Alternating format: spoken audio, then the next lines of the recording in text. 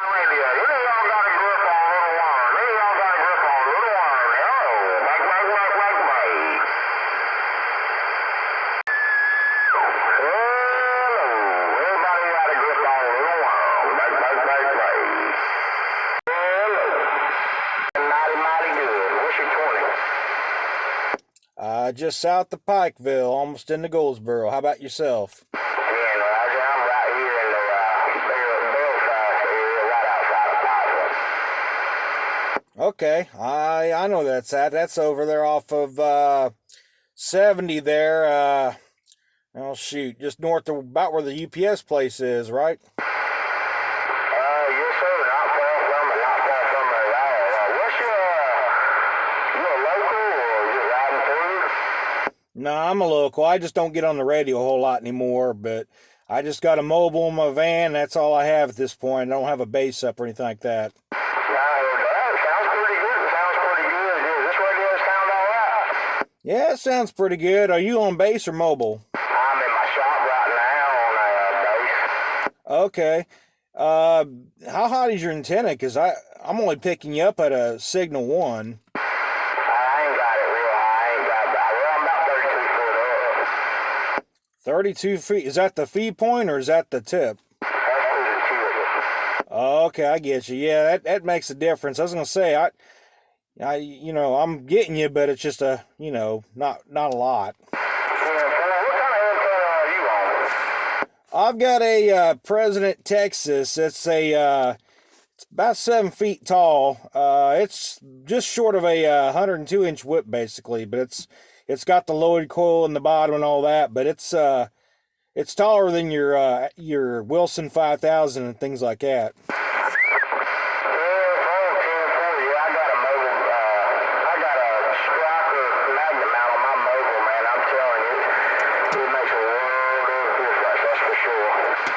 Yeah, this one's not too bad. I picked this up off of, I think I got off Amazon. I can't remember now, but yeah, I mean, it's like I said, it's not as good as 102, but it's the next best thing, I guess. I go by 231. I didn't catch your handle.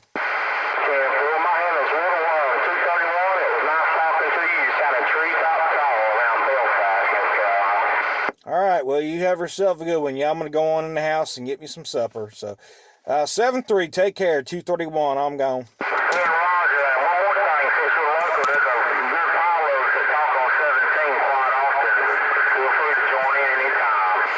All right, I'll keep the radio tuned in and monitor a little bit more often. I appreciate it, though. How about you, 231? You got a copy on the Proto Duck out of LaGrange, North Carolina. Yep, I copy it too. What did you say your name was? The Proto Duck. The Portal Duck? Yes, sir. Team 4 Proto Duck. That's me. Okay, good deal. Yeah, I don't think I've ever talked to you before. There's one other guy in LaGrange I've talked to. I think he calls himself the Duck Commander or something like that. Does that sound familiar? Yeah, the Duck Commander. He stays right down the road from me, not too far there. Okay, good deal. Yeah, I was going to say, that's the only guy I've talked to in LaGrange, but you're sounding good over here in my area. I'm in Salston area. I bet you I'm killing you. Nice meeting you, 235. I'm going to step to the side. All right. Yeah, the other guy that chimed in there, yeah, you're breaking the strawberry patch. When you said worm was only hitting you with 1 pound, I was going to jump in and say, I bet you I'm not doing 1 pound. Yeah, this is Earl, ain't it? What's that? This is Earl, right? Now I know who you are. You done gave yourself away. I'm not Earl. I just was asking. You're very local apparently, so that's why I'm just curious. Roger. Well, you're not out here all the time. What was that again? I said, I don't hear you out here all the time. I'm not on the radio a whole lot anymore. I mean, I'll turn it on when I'm in my van, driving or whatever, but I don't have a radio in the house right now. I've got a couple of them, but I don't have an antenna, so it's, just kind of chilling around until I get an antenna put up. Yeah, right. That's why it's hard to find you the last time. Yeah, I'm looking for an antenna on the house, and you got one on the car. Yeah, that's all I got. So where are you located at? I'm in over here on Bartlett Avenue. Okay, yeah, that's only about a mile away from where I'm at. Yeah, about as a crow flies, yeah. Bartlett Road, yep, I know exactly where that's at. Okay, Roger, I know where you at too. How far down are you from, oh God, what's that guy's name? Manicucci or whatever the heck his name is? The guy that's got the machine shop with all the old cars outside? Well, ain't nobody like that on Bartlett that I know of. Yeah, if you, right there at the corner of Wayne Memorial and Bartlett Road, if you take that, go on Bartlett and you make the second curve, he's right there on the left if you're going, away from Wayne Memorial. It's just looks like a junkyard. It's just got a bunch of old cars in there. He's in Manny Cosa, I think's his name. He's got a machine shop and all that good stuff in there. I'm not familiar with him, though. If there was a bunch of old cars around or something, I'm surprised I didn't see it because I'm always scoping that stuff out. Yeah, it's right there. If you know where the new houses are being constructed there on Bartlett? Bartlett, I don't. No, not that I know of, because I'm only in maybe 2 or 3 blocks off of Antioch there. Yeah, it's a little bit further down from Antioch.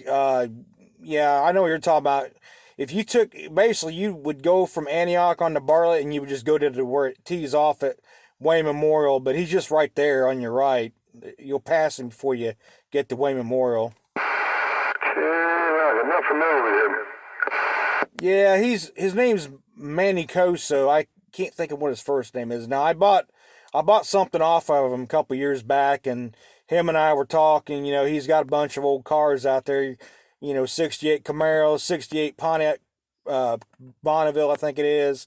He's got 2 69 Chevelles, stuff like that. I love Chevelles.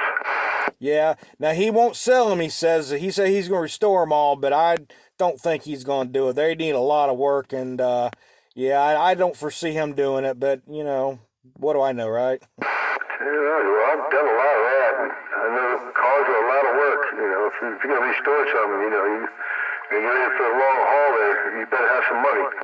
Oh yeah, and you better have a lot of patience too. And yeah, it's. I've messed with old cars. You're right. They're not cheap. It's very laborious, very expensive. But I guess it's worth it all in the end. To some. Yeah, Roger. I had a 70 Plymouth Roadrunner. You had a Chevy what now? I had a 70 Plymouth Roadrunner when I was a kid. Oh, okay, I got you. Cool. Yeah, those were nice cars. Yeah, I've had Novas, I've had Chevelles, I had a Buick T-Type one time. Yep, I've had a few of those. Okay, what did I ask you about a frequency counter a couple days ago or something? Yeah, you did, and I mentioned that the only one I had is not an inline. It just plugs in the back of the radio. That's what I was trying to figure out about this thing. I went online, I looked all over the place, and everywhere I looked, this radio is supposed to have a jack in the back where you can plug a frequency counter into it, but it don't have it, and I can't figure out why it don't. I don't know, because you said you got, what, a Galaxy 77 or something like that? Yeah, it's the HML. Because every one I've seen, even the ones that people are selling, they all have the friggin' plug in the back where you hook up, I think it's a FC 367 or something like that, or 347, I don't know what it is. Yeah, the one I got's an FC390, but I know you're talking about the 347s and stuff like that. Yeah, I don't know why yours don't have it, but, this General Lee happens to have it, so, and I got the counter with some other radios that I sold already, so I just kept the counter and used it with the General Lee. Yeah, what I'm thinking, I think this radio is like one of the first ones.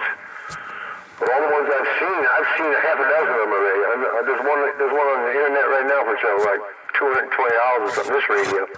But they all got the plug in the back where you just hook up that frequency counter. It's just messing my head up. Yeah, I don't know. I couldn't tell you. Yeah, me neither. I know this thing's off about a KC and a half. That's the thing that's bothering me. I don't care about the FM and all that other stuff. But all my, channels in this thing all work, all the high and low stuff works. Right. Well, that's good. use a little box here in the mower there. Guy over there let me use a little 1x2 Hawk Linear, tube one. Oh, okay. I ain't seen a tube linear in, God, probably 78. I've got a tube Gemtronics here that I'm wanting to get on the air, and I got a tube 4 Elkin for it to go with it. So only thing I need is an antenna for the outside of the house, and I'm good. But maybe one of these days. Yeah, my antenna's new. All I gotta do is put it up in the tree and get it up in the air. That's all I gotta do.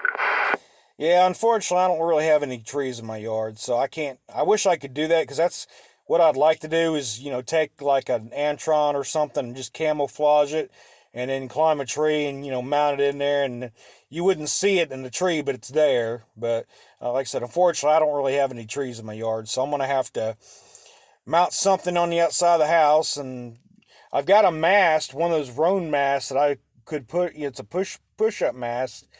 The only bad thing of it is it takes guy wires, and I'm really not into guy wires just because, that's a lot of, when you're going to mow and stuff, it's just going to be a real hassle. But I don't know. I thought maybe I might just try sticking it in a big block of concrete or something and seeing if that won't be just enough to hold it up in the air without having to use guy wires. I don't know if it'd work or not, but it might. Well, why don't you put it on top of the house? Well, I thought about that too, but you know what? I'll be honest with you, man. I don't know.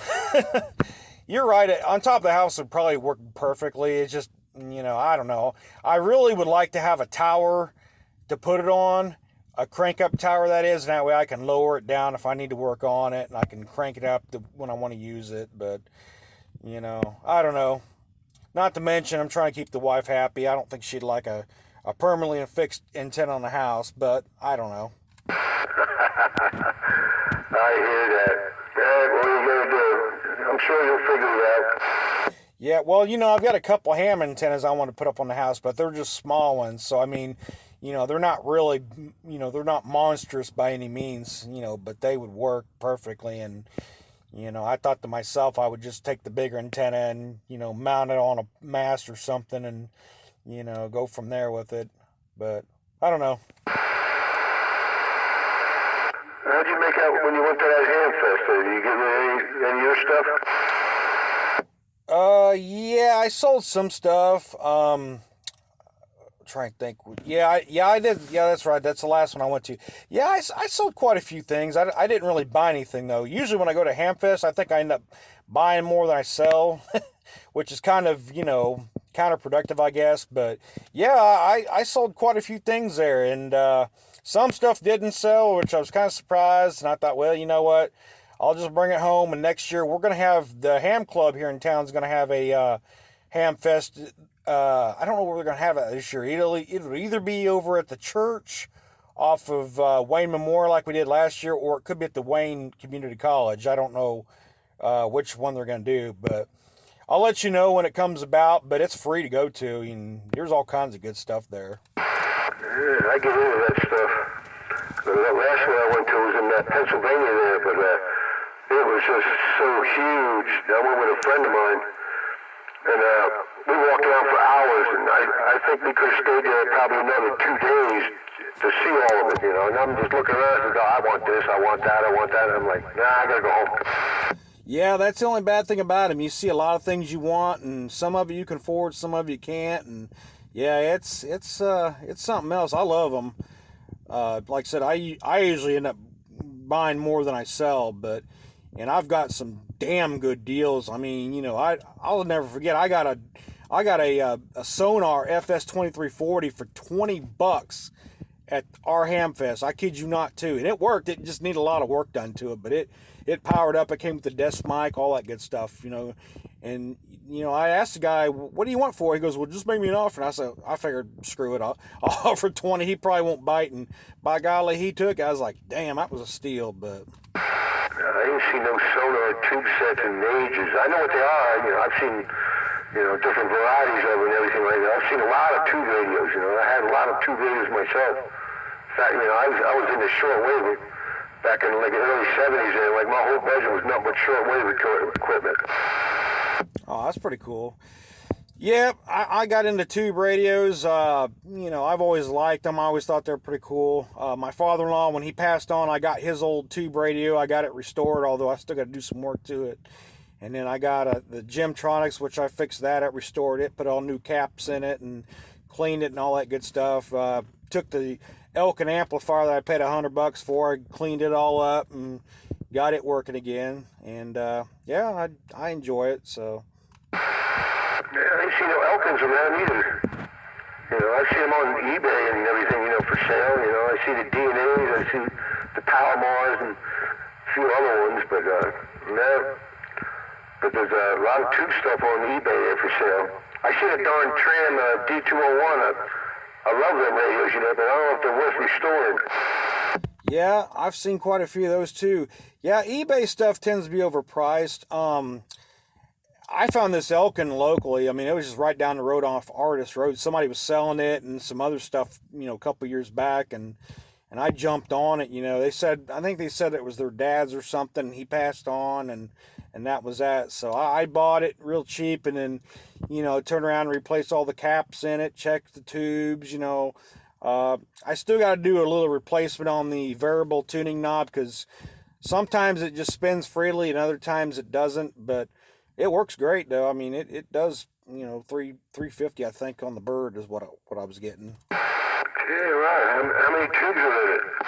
It's just got 4 of them, and I can't remember which tubes they have. 12 DQ6 or something like that. Yeah, this little Hawk over here. This got a 3 tube in it. I guess it's just one driving tube, but I'm pretty sure it's considered a sweep linear. Oh yeah, if it's got sweep tubes, which is what they used in televisions back in the 60s for black and white TVs, for the, what was the horizontal deflection, I think it was, or something like that. Yeah, definitely. Yeah, you're correct. Yep, and you can't get them anymore, from what I understand. Well, you can, but you're going to pay a lot of money. And back in the day, they were cheap as all could get out because, from what I read back then, people had black and white TVs and they were going to color, and people were scrounging the black and white for the tubes to build their amplifiers. Yeah, that's what I heard. That's the same news I heard. But see, now, I've heard a lot of people say that they're not as good as the actual tube amplifiers that have an actual, tube for talking, I guess you want to call it that. Like, your Meritrons or your Dentrons or stuff like that. They use the actual 572s or 811s, what have you. Yeah, I've heard of the 811s there. But, this thing, I'm afraid to blow the damn thing up because, my radio ain't tunable, I only got a switch, high, low, and medium, So I had to keep it on low in order to run the box. I gotcha. Well, man, I'm going to jump off here and get inside before my wife comes out and kicks my ass for being so late. Because I told her I wasn't going to be long, so...